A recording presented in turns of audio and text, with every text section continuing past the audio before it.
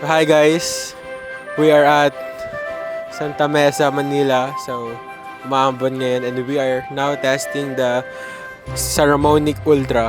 And we are testing now yung range niya, kung gaano kalayo yung range niya. So, aakyat tayo ngayon. Tara. I don't know if pwede umakyat pero aakyat tayo. Supposedly aakyat doon pero bawal pala doon. Restricted. So, yeah, we're testing out the Saramonic Ultra. And then, we're testing it, the range with antenna kung gaano kalayo ang nakakapag na. Dito tayo ngayon. So far, kamusta naman ang audio? Kamusta? Mukhang okay naman.